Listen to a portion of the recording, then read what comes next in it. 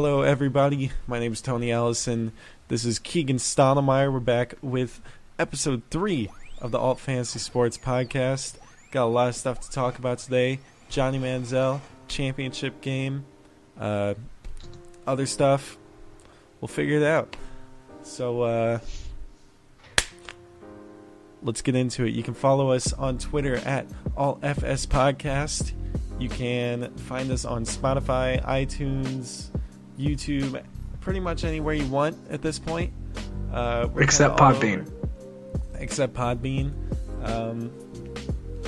You know where to find us, though. AltFantasySports.com for your fantasy sports needs. Make sure to subscribe. Make sure to listen. Share with your friends. All that. So, Johnny Manziel, 3 years, $250 million, officially on the Memphis Express. And the starting quarterback next year, or not next year, this week for the Memphis Express. Everybody get hyped. Yeah. Woo. It's not Johnny Manziel. It's Brandon Silvers.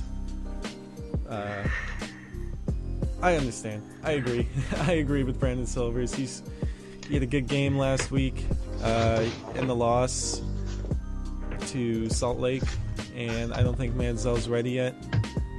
Week 8, Manziel's starting for sure, but this week I see you're skipping ahead and taking my bold predictions.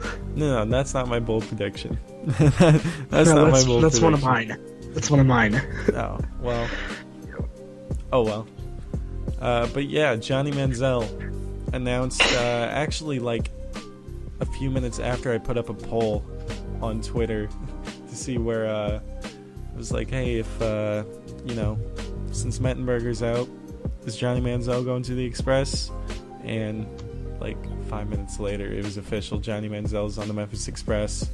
He's their newest quarterback. 3 years, yeah, $250 million. That's a lot of money.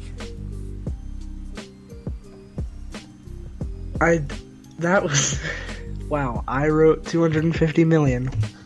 That was 250,000. Yeah, that was. I was like, wow, that's more money than the league probably has. It is. It's late here, so I'm just gonna pretend that didn't happen. Yeah, I like the move by the Express. They don't have anybody right now to back up Brandon Silvers except Johnny Manziel. Or Christian Hackenberg. Again, they don't have anybody to back up Brandon Silvers except Johnny Manziel. So yeah, I think it's a good move on them. They need a quarterback, another quarterback with pro experience. We all knew how Christian Hackenberg went. Very, very well. So I'm excited to see Johnny Manziel play, and you can actually buy his jersey now, since the AAF has player jerseys. And they were actually doing a promotion where if you bought any like Johnny Manziel jersey or a t-shirt for a while earlier today, Thursday, you got 2 tickets to the game, but you had to pick them up at the box office, so I didn't buy any because I'm not going to the game. That's a good reason not to buy them. Yeah, I'm a ways away from Memphis, and I'm not free this weekend. So, yeah, no game for me. No big deal though. Yeah, well, pretty big news for the Express there. Moving on from Johnny Manziel, the championship game was originally in Las Vegas. A lot of people already bought flights. I know some of my colleagues over at Ambush Sports had booked flights, bought tickets to the championship game, and it's been moved to Frisco, Texas, in a facility owned by Jerry Jones. I believe it's the Ford Field. They don't have end zone seats. Yeah, I noticed that. It's gonna only 12,000 seats, no end zone seats. It's gonna look real weird on TV when they're kicking field goals into nothing. Yeah, And it's just a wall there. I'm kind of curious as to how the media team's going to put that together, since it's all kind of Cowboys branded down there. You know, that's their like headquarters, kind of, the Star Center. So that's what it's called, the Star Center. It's the Star. I don't know if it's the Star Center, but yeah, very weird. I know they hold like high school championships and stuff there, and like FCS games in college. Only 12,000 seats. It's going to be, I mean, they're obviously going to fill it up. I'd hope so. But, you know, I feel bad for the people who already bought tickets and all that. And, like, booked flights and hotels to Las Vegas. But, you know, you win some, you lose some. It's just kind of how it is. Yeah, I believe that the Star holds around, like, 17,000, 18,000 people. Don't quote me on that. It's 12,000. A lot less. 12 less. 12,000. Wow. Alrighty. I'm just off on numbers today. Yeah, it's alright. But, you know, those Texas guys down there really love their football, as San Antonio's attendance has kind of shown throughout the weeks that they have played there. I'm not trying to jinx anything, but it looks like San Antonio is probably going to make a run in the West. I think they're going to make a run in the West. It being in Frisco, that's going to be a lot of maroon and crimson in those stands. Good for them. You know, I like San Antonio. I like the Commanders. Good team. A lot of likable players. They were the first game I watched in the AAF. Obviously, you know, the first game I ever played. So, yeah, you know, very tied technically. Yeah, but tied technically with Orlando and Atlanta, who are having a rematch this week. Orlando and Atlanta, two teams in very different positions right now. Extremely, about as far as they can get, except for Orlando and Memphis. Yeah. So, yeah, I think that is going to be about as good of a game as it was week 1. I hope so. Yeah, I kind of want to see Atlanta lose badly again. As a Memphis fan, I agree.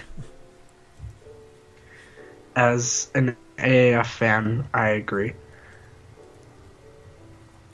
Moving on to... It's fun to see them lose. It is fun to see them lose. All right, moving on to the AAF partnering with Binney Bos Coffee Shop. Very feel-good story. Binney Bos is a coffee chain that is run by people with intellectual and developmental disabilities, and you know it's really nice to see the Alliance partnering with the good organization, a good business that supports, you know, developmentally challenged individuals. And yeah, it's kind of all I have to say about that. You know, good on the AAF.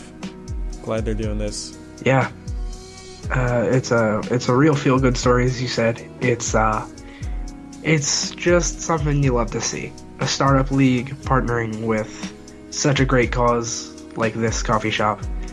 And I just think it's a step in the right direction. They're showing that it's not run by just corporate robots. It's run by people with feelings.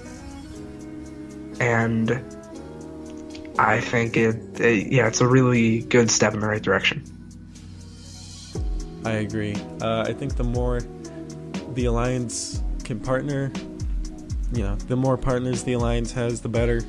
Not only 100%. That's how business works. Yeah, not just helping out good organizations, but just as advancement as a league. It's very nice to see them, you know, spreading their wings, getting themselves out there as a league. All right, so moving on. Yeah, and clearly it's working with them getting out there in the league, because a notable member of the Birmingham Iron staff was today hired by the Tampa Bay Buccaneers. Coach Low Locust, as she's known on Twitter. She was a defensive line coach for Birmingham and was just hired full-time by the Tampa Bay Buccaneers, who are now the first NFL team to have multiple full-time female coaches. That's awesome. That's awesome. I read an article, I think either last week or the week before, about the Alliance employing like a record number of women in a professional sports league. And again, they're here to support, and they're here to kind of diversify the field, and it's really nice to see them doing good things. It's really nice to see them making good moves, and good on Lowe for being hired by Tampa Bay. I wish her the best there, and I'm sure that Birmingham feels the same. Yeah, Birmingham is losing a coach that has done good things for the organization so far. Their defensive line has probably been one of the strongest pieces of their team, but everybody's wishing Coach Low Locust the best in Tampa Bay. So it's just we're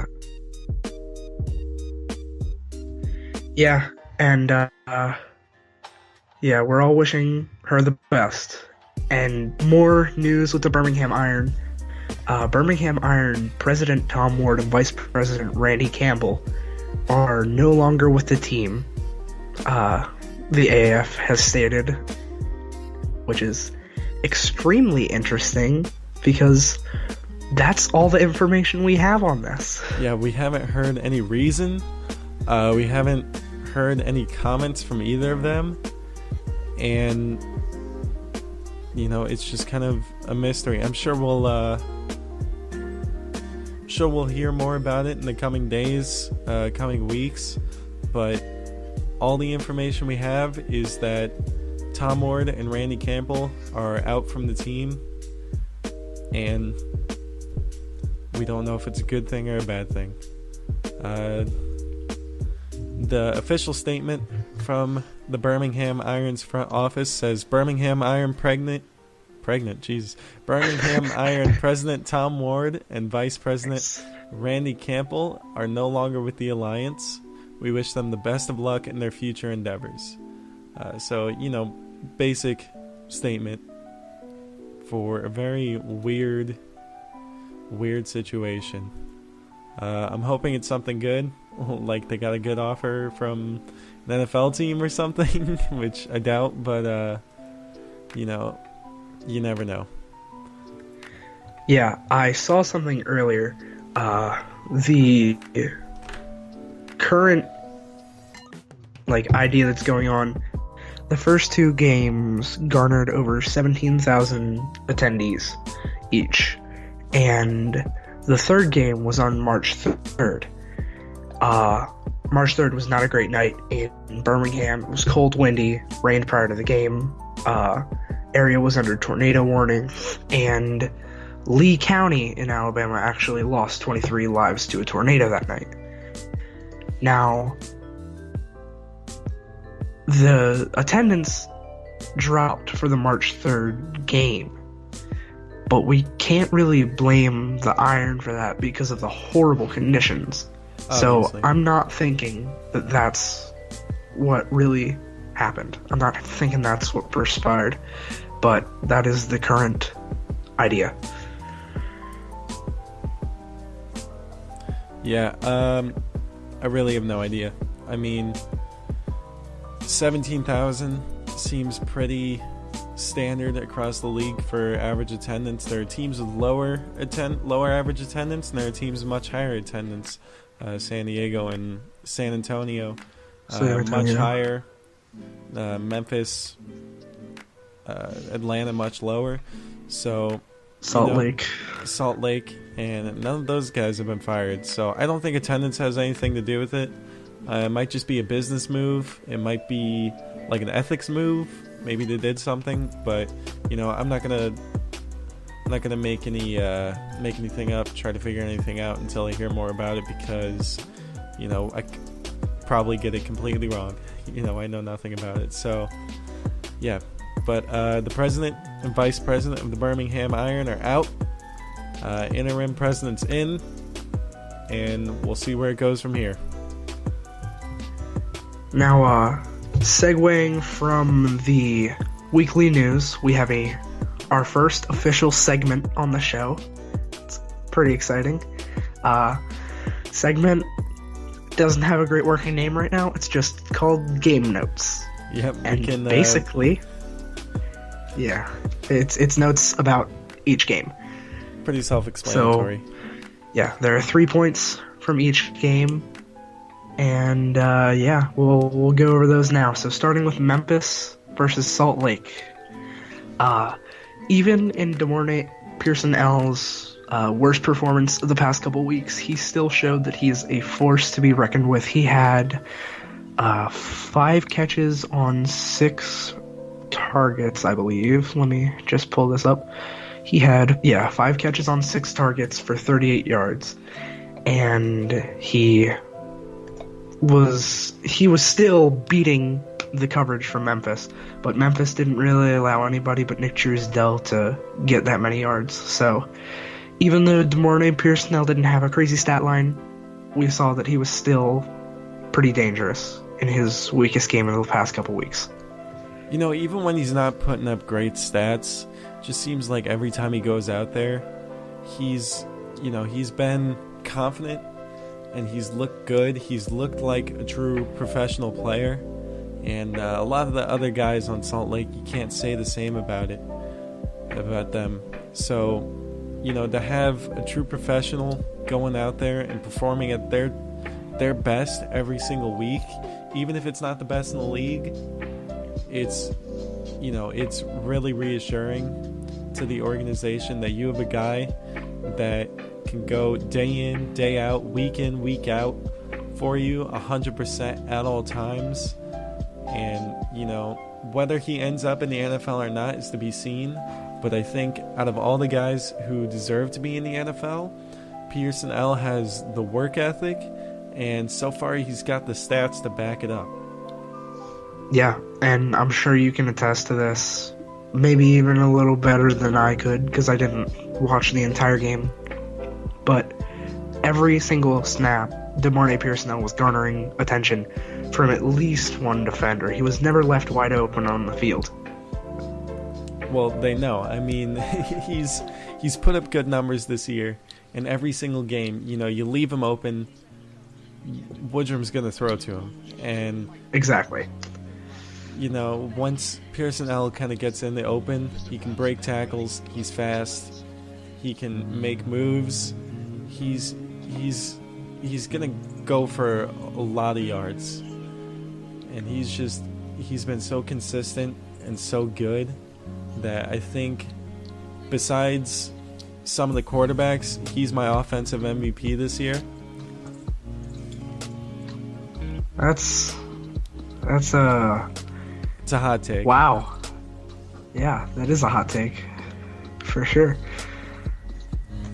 Again, besides some of the quarterbacks, Woodside and Gilbert have been unreal so far. But Pearson-L he's shown the what am I trying to say? The drive, and he's got the stats, to legitimize himself as one of the best in the league. Yeah, on 28 catches, he's got a ton of air yards, but he's also got 52 yards after the catch. So we've seen that he's not just a 50-50 jump ball kind of guy. He can break tackles. He can run in open space. He can do a lot. You leave him open, and even if you leave one guy on him, most of the time he's going to be dangerous.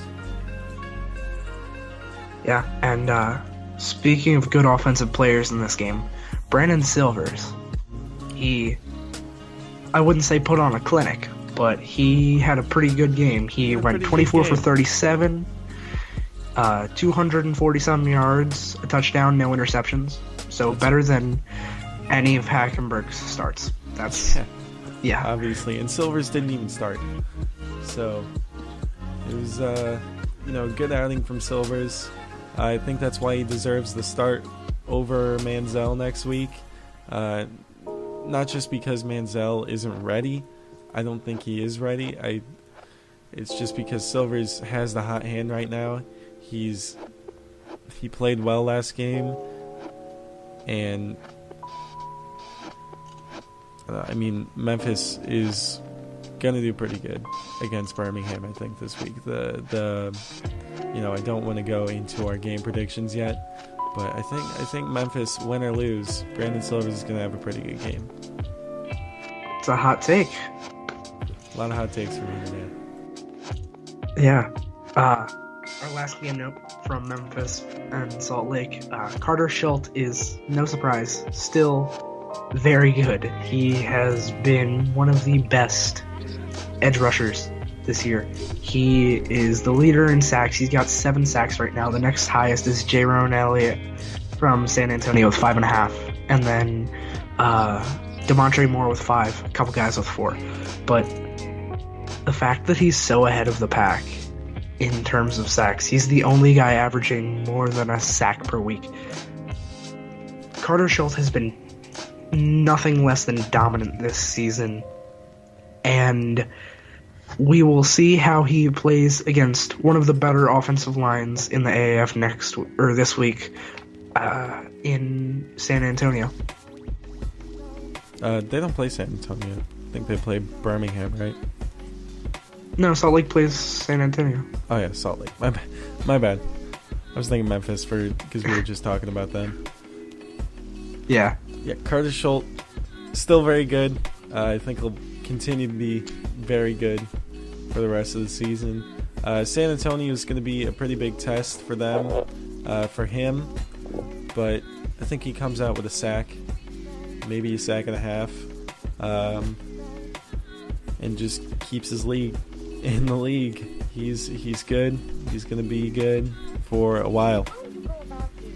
Yeah, I think Carter Schult has probably the second best chance of being picked up by an NFL team out of all the defensive players in the league, and only behind Keith Reeser, who has more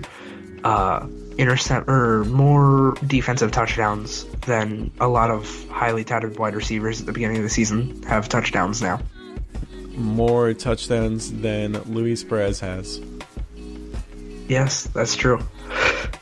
And Luis Perez is a starting quarterback, so for some reason he is. That's crazy. Sucks. I was so high on that guy at the beginning of the season. Sucks that he I think he got picked like first overall out of quarterbacks in one of our fantasy drafts, I think. Didn't you have him for a while? I did in our admin league. I did. Yeah. You really wanted that. Bit embarrassed. Guy. Yeah, I did. I like I keep admitting, I was a big biter on the hype line before this league started. It's okay. You're still tied for second in that league, so yeah. I think we're I'm doing not all right. doing too badly for picking Luis Perez. Yeah, 4-2. You're tied with me and Memphis Express in goal, so you're doing all right. And then whoever going commando is just kicking everybody's butt. 6-0. I think that's jackpot. That would make sense. He's good at everything. All right, so moving on to Arizona versus Orlando. Arizona pulls off the upset against unbeaten Orlando. What a game, man. Crazy. Crazy game. We can both admit that we were extremely wrong on this one. We didn't see this game coming at all. Yeah. You had Orlando going undefeated the rest of the season. I had them losing against Memphis once. So. Did I really? I had them going undefeated? Yep. That didn't age well. Okay. Yeah. No. I thought neither of our picks I thought they were going to put the smackdown on Arizona, and turns out that Arizona beats them by 5. Yeah. It was a very good game. It was a very, very good game. And all Arizona really did that other teams haven't been able to do is force turnovers and convert. and it showed that Orlando is a beatable team, and that's not something we've seen at all, clearly, since they're 5-1. So teams just need to force turnovers against Orlando, and it's going to be tough against probably the MVP of the league, Garrett Gilbert. I agree. Turnovers are key. Arizona, showed that they can execute. And does this win put Arizona in the playoff conversation with San Diego losing? I think it does, and not to spoil any bold predictions, but apparently you think it does as well. Yeah, I think Arizona might really have a chance to be in the playoffs. San Diego, their starting quarterback's out, obviously, with Philip Nelson. Berkovici's alright, but he's not, I wouldn't say he's good. He's not Philip Nelson. He's not Philip Nelson. So I think Arizona's got a chance to make it to the playoffs. Still at 5-5, obviously. I'm going to keep up with that. But, we'll see how it goes. Yeah, Arizona they forced 2 fumbles from Garrett Gilbert through pick and fumbled on a sack. Recovered by Rotimi, I believe. And those were really turning points for Arizona. And if the Hotshots can beat Orlando, then pretty much anybody in the West can beat Orlando, except for poor Salt Lake. Yeah, Salt Lake is never going to beat Orlando. They're just so bad. They're a dysfunctional team, and the only reason they beat Memphis is because Memphis is somehow more dysfunctional. Somehow. Yeah. Which also ruined one of my picks from last week. I thought Memphis was going to win. We both did, so that was a sad one. That was a sad one. I've been wrong on Salt Lake almost every single week, and they're just the bane of my existence when it comes to my picks. They're really just the bane of my existence. Because they beat Memphis. As many other teams have beat Memphis. Unfortunately. Yeah, 5 of them. 5 teams. 5 teams. Well, 4 teams. Well, yeah, 4 teams. That sucks. But, that really sucks. Yeah.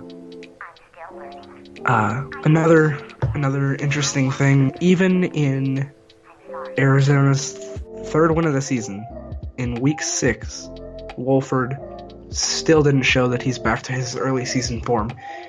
Even after leading Arizona to a win against the best overall team in the AAF, he's still not performing at as high a level as he did against Salt Lake, and then in the comeback win against Memphis.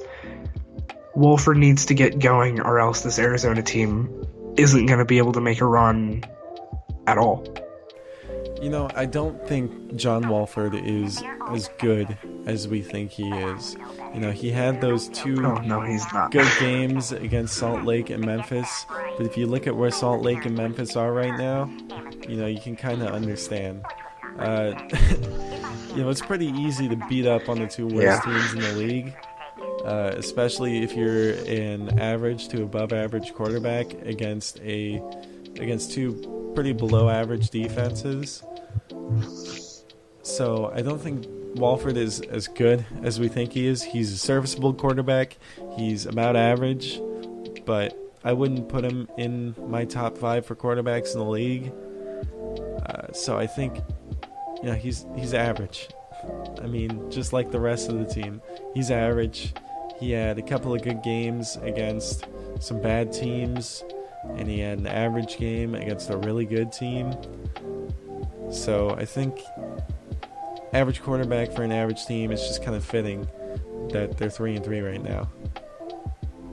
Yeah, well, while we're on the topic of quarterbacks being average or not, my buddy @MidnightMoose_ on Instagram, writer for the Express on Ambush, he ranked the quarterbacks on March 8th. Garrett Gilbert at number 1, Mettenberger at 2, Woodside at 3, Wolford at 4, Woodrum at 5, Murray at 6, Perez at 7, and Berkovici at 8. How would you rank the starting quarterbacks in the AAF right now, including Brandon Silvers instead of Mettenberger? Okay, so I have... Let's see, I've got Gilbert first still. Consensus First. Everybody agrees. Woodside. Yeah. Who's next? So Gilbert. Give me a second to think of this one.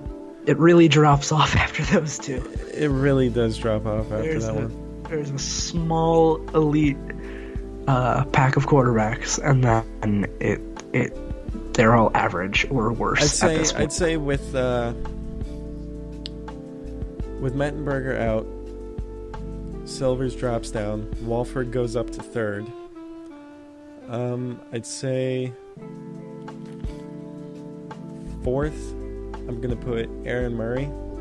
He's shown some bright spots this season. After that, Aaron Murray, the same man who threw 3 picks against San Antonio's defense last week. That Aaron Murray. Okay. I go Murray, then Perez, then Woodrum. No, Woodrum above Murray. Then Perez, then Woodrum, not Woodrum, then Silvers. All right. Then Berkovici. So where's Berkovici? Berkovici still sucks. Berkovici's last. Wow. Our rankings are very different. I have Gilbert, Woodside, Woodrum, Berkovici at 4. Berkovici at 4. Not Woodrum at 3. Wolford at 3. Berkovici at 4. I have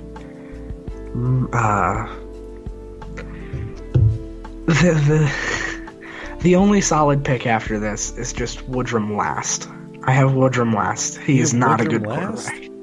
He throws too many picks. He's so inefficient. I saw a tweet the other day. I can't remember who it's by, and I'm really mad because I want to give credit to him. But he had the short, middle, deep, and total completion rates of each quarterback adjusted for drops, amongst other things. And he had their turnover-worthy plays as a separate stat, and it was just really well put together. Like I said, I'm really mad that I don't have the tweet up right now, because I want to give him credit. But Woodside was the most efficient last week, which we'll touch on when we talk about San Antonio versus Atlanta. But Woodrum was so bad. He was one of, if not the most inefficient quarterbacks last week in a win. And he just... He throws too many picks consistently. He threw a pick against Memphis. He threw, I think, 3 against San Diego. I'll pull that up while I'm talking. But he's just not a good quarterback. He's 5th in yards right now, but he only has 5 touchdowns. He has 5 touchdowns to 5 interceptions. Yeah, those are We're in good week numbers. 6. But think about Luis Perez. Come on, man. I say that Perez is worse than Woodrum. I don't agree. I think don't agree? It's Gilbert, Woodside, Wolford, Berkovici, Silvers, and Perez are both right there. And then I have Aaron Murray. And then, way, way, way past Aaron Murray, I have Josh Woodrum. So you have a guy who's 5-5 on touchdown to interception ratio, over or under a guy who's 3-6 in Luis Perez. I do. With a 55.3 completion percentage. Well, we both have a guy who's 6 for 6 or 6-6 touchdowns to interceptions at number 2, and a guy who's 11-6 at number 3. Okay, good point. Yeah, let's move on past that. Woodside only has one more passing yard than Wolford. It's a lot about stats, but it's not all about the stats. It's the play style and their offense. It's watching the games, the way that they play when you watch them, not just on a piece of paper. And I think Perez is not as good of a quarterback on paper, but Woodrum is so much worse when it comes to game film. He's just awful decision making. Terrible decision making. Alright. Yeah, let's move on past quarterback rankings, because I think that's just going to be a half-hour conversation if we keep going on. All right, San Antonio versus Atlanta. Let's just skip ahead to San Antonio versus Atlanta. Woodside is elite. I agree. I think he's better than Garrett Gilbert. Woodside is the best quarterback in the league, pretty easily. And bold prediction for me this week: Woodside's going to lead San Antonio to a championship. He takes command of the game. He leads his team, and he plays well to boot. You know, he's a captain out there. He kind of, holds the fort down, and he does a good job pulling his team together, making good drives, making great plays. And I think the stats back it up. I think game film backs it up. Woodside is the best in the league. And if Garrett Gilbert doesn't win MVP, Woodside wins MVP. Wow, so you're saying that a guy with a 10-1 touchdown to interception ratio is not as good of a quarterback as a guy with a 6-6? I think so. That is definitely a hot take. That's a welcome one. I love Logan Woodside, but I wouldn't say he's better than Garrett Gilbert. He is extremely efficient, though, as we've already stated. To Atlanta, is their backfield up for grabs again? Yeah, it is. I will touch on why right now. Atlanta, they have not been great in the run game all season. They've had one of the worst running offenses. Last week, they had 18 rushing attempts and only 3.61 yards per rush. So they averaged more than Trent Richardson. But Brennan Radcliffe was their leading rusher. He had 24 yards. Not great. Atlanta did play from behind the entire game, which is why they only had 18 rushing attempts. But Radcliffe averaged 4 yards per carry. Not bad. Aaron Murray was the second leading rusher. Denard Robinson rushed for 4.7 yards per carry. 3 carries for 14 yards. So he'll probably be their change of pace scat back. Terrion Folston, who's been the starter, only averaged 3.3 yards per carry. And Justin Thomas, who's been kind of in and out as a wide receiver running back combo, he has had a couple rushing yards in a couple rushing attempts in the past couple weeks, and he had 1 carry for no yards. So clearly, Brandon Radcliffe should be the starter. But I think that with Terrion Folston already being the starter, Atlanta's going to have a tough decision on their hands, because do they stick with the guy that they've been trusting since Akram Wadley went out, or do they stick with a hot hand and give Radcliffe more carries in a game that will hopefully for them be closer this week in Orlando, but I think it'll be about the same score. Yeah, I think Orlando's going to beat up on Atlanta again. Yeah, and I don't see a clear leader in that Atlanta backfield because nobody's really good. That's kind of, you can say that about the whole team over there in Atlanta. You don't see any clear leaders. It's just kind of a mess over there. You know, they're better than the Express, and I think they're better than Salt Lake too. But there's nobody that really jumps out at you as a really good player, and it just kind of trickles down into every position, and no position more so than at running back. Yeah, and what's really interesting is Atlanta targets their running backs so much. They targeted Radcliffe and Terrion Folston a combined 11 times, but that only ended up resulting in 35 receiving yards on 10 receptions.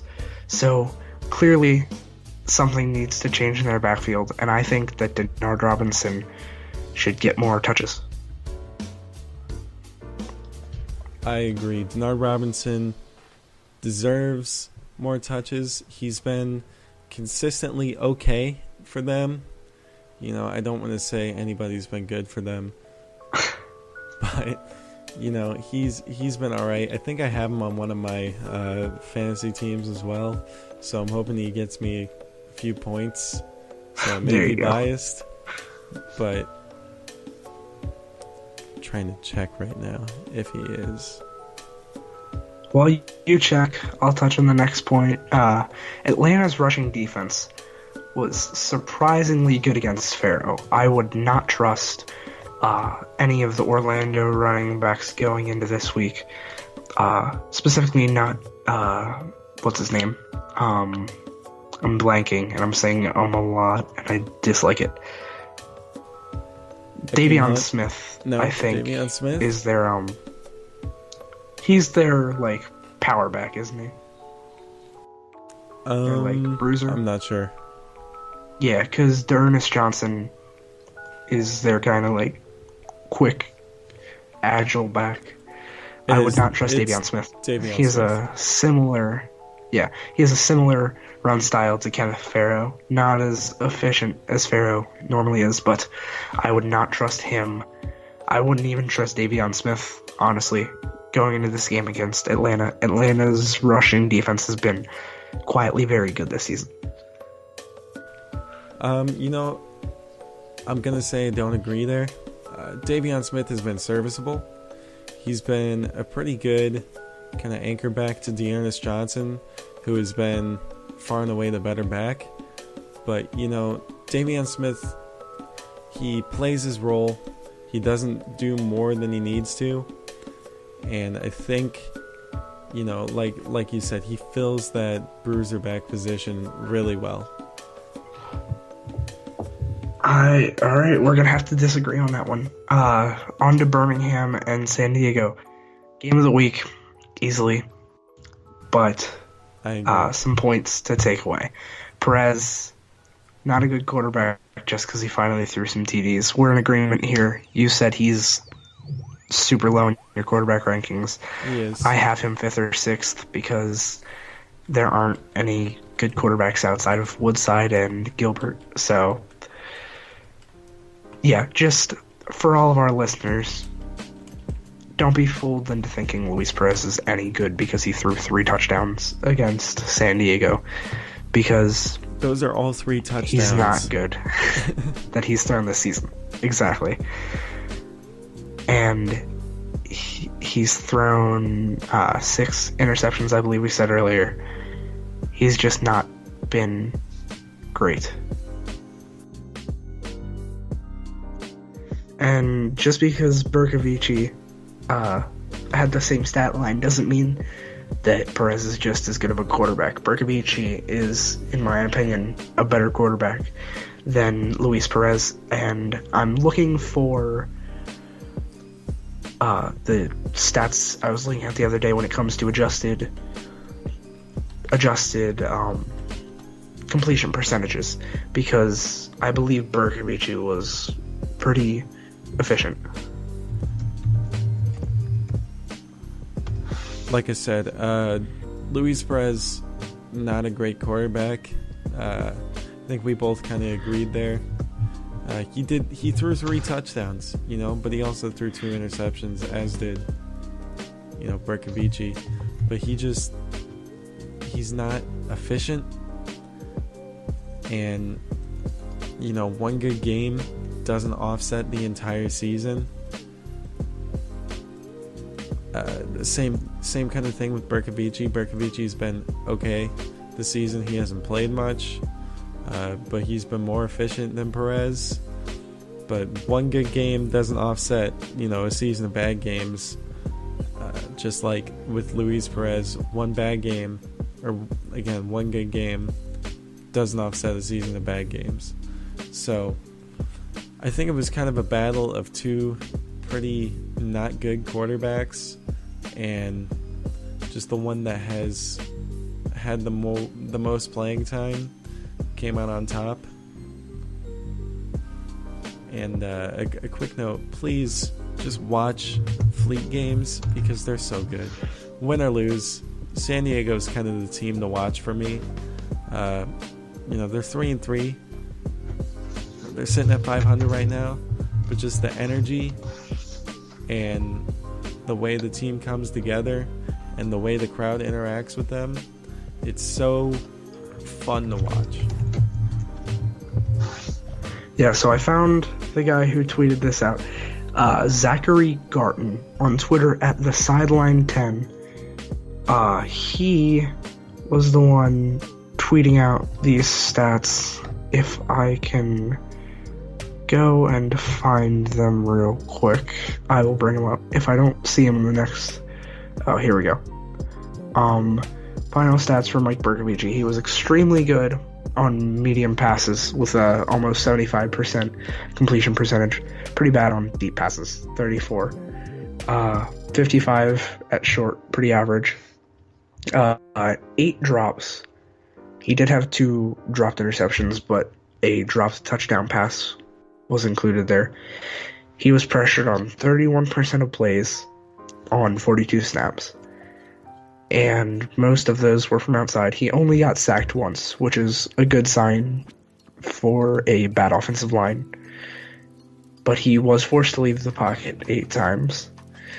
The big problem for him is that he was pretty inaccurate for deep passes.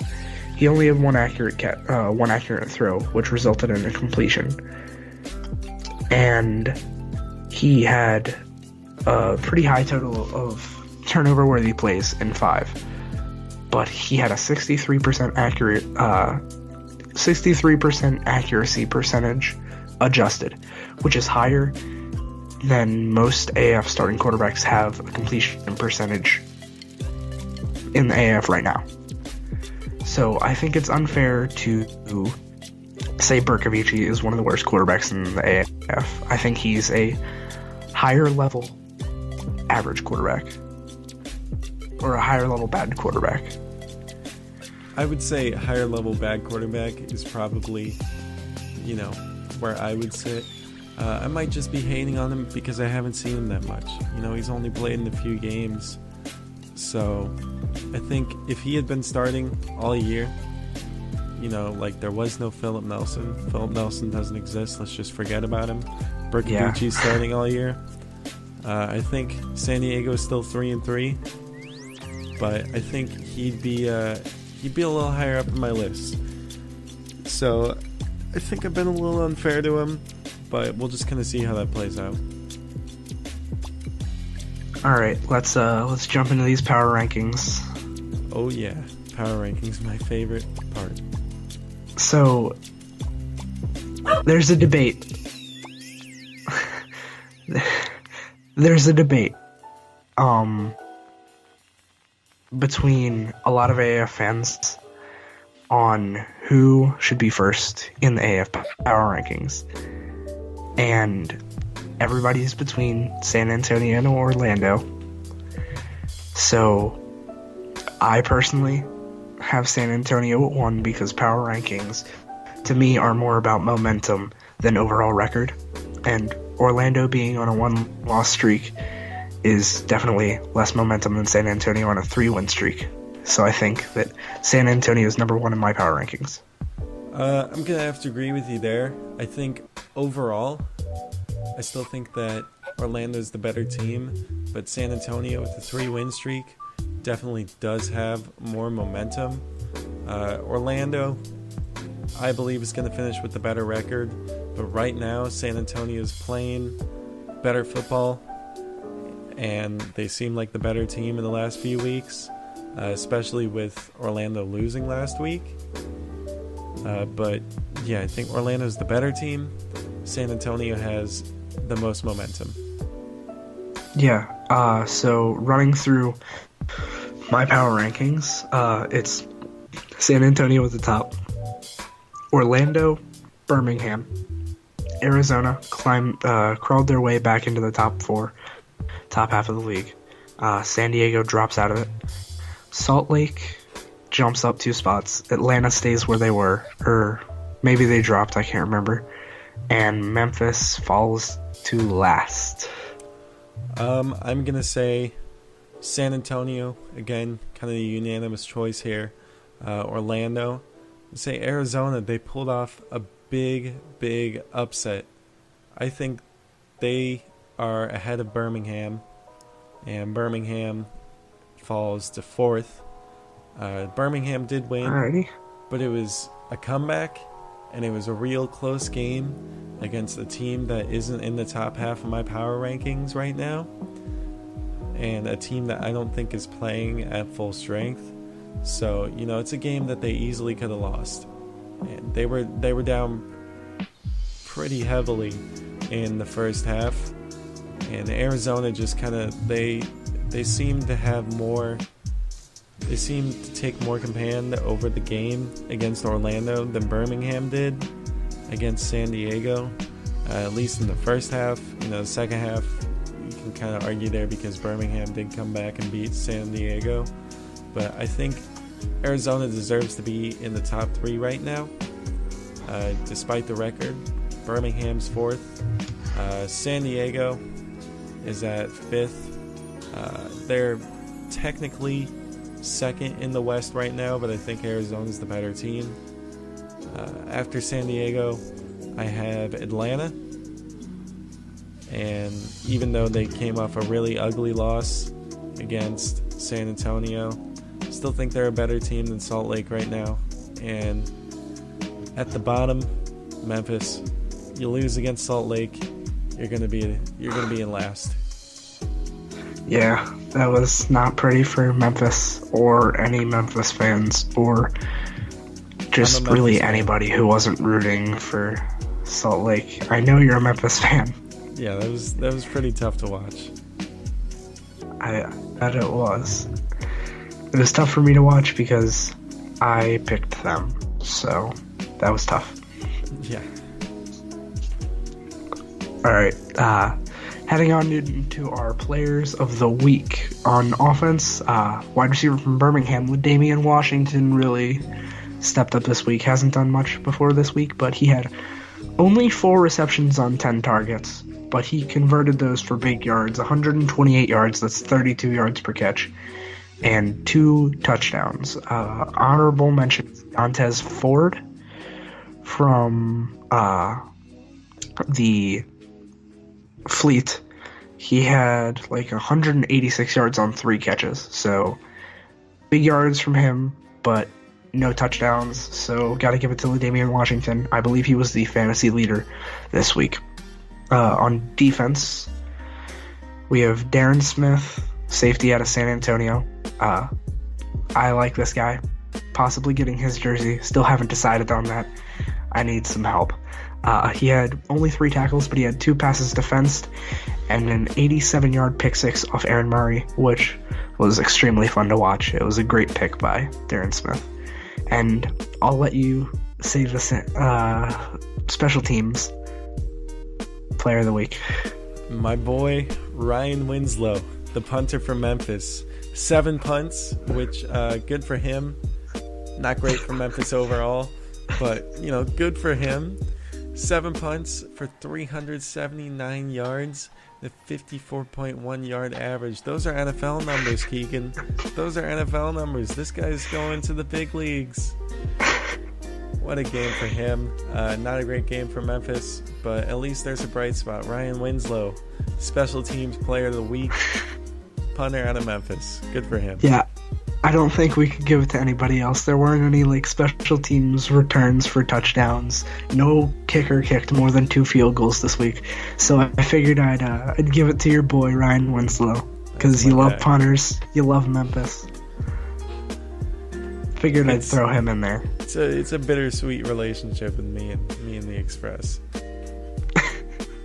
I love him, but Jesus Christ.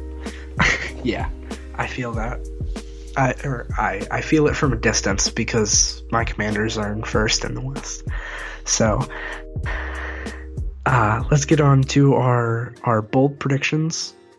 So I have 2. Tony has 2. We'll hop right into these. My 2 bold predictions. Brandon Silvers throws for 3 picks this week, and Manziel gets the Week 8 start. Why you gotta hate on my man Brandon Silvers? Come on. I mean, I want Manziel to play in Week 8. Maybe not start, but I want him to play in Week 8. But, come on. 3 picks against Birmingham? I really just want Manziel to start. I want Manziel to play. I don't know if I want him to start. If Silvers plays good, I don't know about Manziel starting, but 3 picks. Come on, man. I mean, Memphis quarterbacks that aren't Zach Mettenberger tend to throw a lot of picks when they have a lot of attempts. So that makes sense. And my second bold prediction, Salt Lake loses out after Austin Allen comes in and throws more picks than Josh Woodrum and rivals Memphis as the worst team in the AAF. Woo! I don't know if you can get much worse than Josh Woodrum. Austin Allen is worse. I agree. That's why Woodrum's the starter. That's how bold predictions work. I don't know if that's much of a bold prediction because Austin Allen is much worse. No, the bold part is that Salt Lake's losing out and Austin Allen's going to come in and replace Woodrum. Let me check the schedule. And that Salt Lake is going to rival Memphis as the worst team in the AAF. I actually didn't check their schedule, so it could be not as bold of a prediction as I thought. But I was going to say, the rivaling Memphis as being terrible is pretty bold. They play San Antonio twice, San Diego once, and Atlanta once. So I'd say losing out's pretty reasonable. Atlanta's going to be but losing twice to San Antonio and losing once to San Diego, I can see that happening. Yeah. All right. So the bold part of that is Austin Allen comes in on Salt Lake's losing skid, and Salt Lake rivals Memphis as the worst team in the AAF. Okay, I can get with that. All right, so moving on to my bold predictions. So my first one, Arizona, led by John Wolford, the most average quarterback on the most average team in the league, beats out San Diego and makes it to the playoffs. I wrote down 6-4, but you changed it to 5-5. Thank you. I struck it out. San Antonio in the first round, which isn't that bold. But yeah, they make the playoffs at 5-5, lose to San Antonio in the first round. I think they beat out San Diego, who is currently in position to be in the playoffs if the season ended today.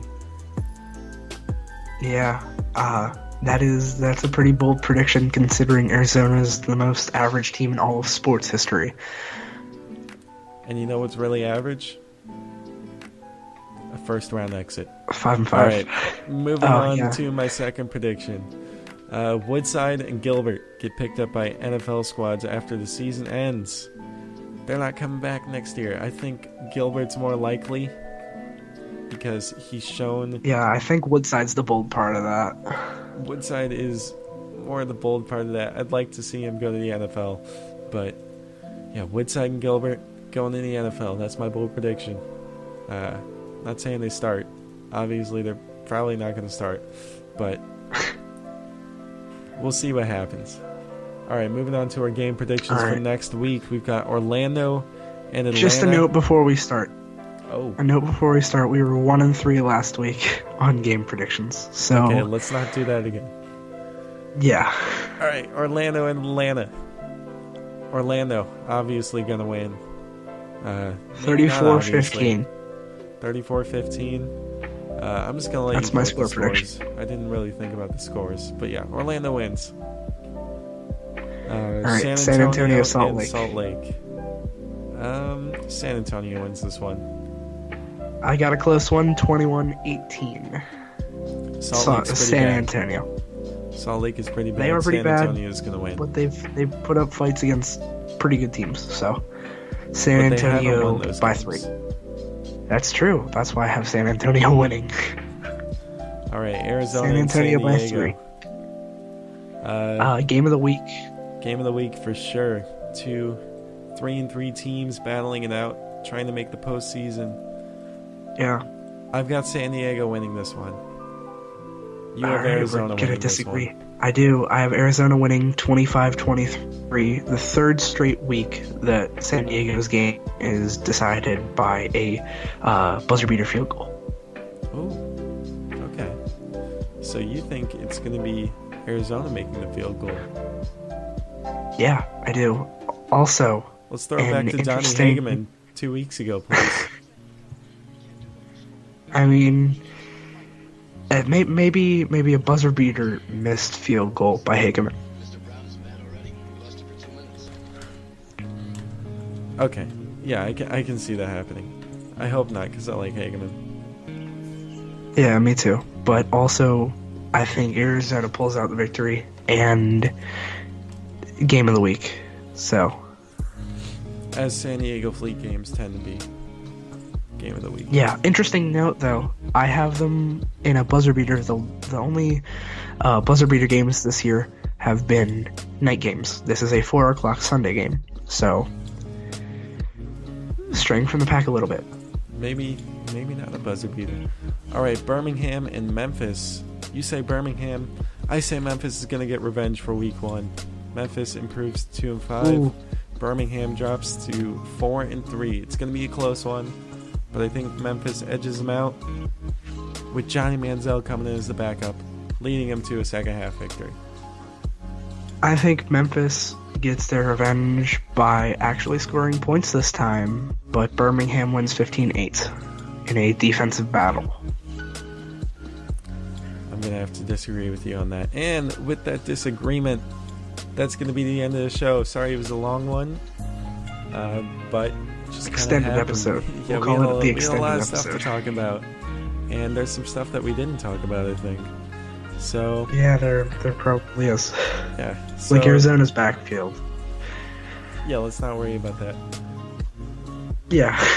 All right, so you guys know where to find us: Spotify, YouTube, iTunes, Anchor, Spreaker, Pocket Cast. Subscribe, Breaker. follow, Subscribe, any of the other similar forms of finding our stuff on those different platforms. There are a lot of different platforms. I'm gonna try and get on iHeartRadio too, if I can. Oh, We'll see how that goes. I think they have like a 5-episode minimum, so that might not happen until the end of the season. But, we'll see. Follow us on Twitter at AltFSPodcast. And you can also follow us personally. I think our links are in the description. at no Soleil not. I figured that one out. So You said it wrong. that's but whatever. It's alright. It's just my wow. name backwards. Okay. Don't worry about it. I know. it would be read as no Soleil not. Come on.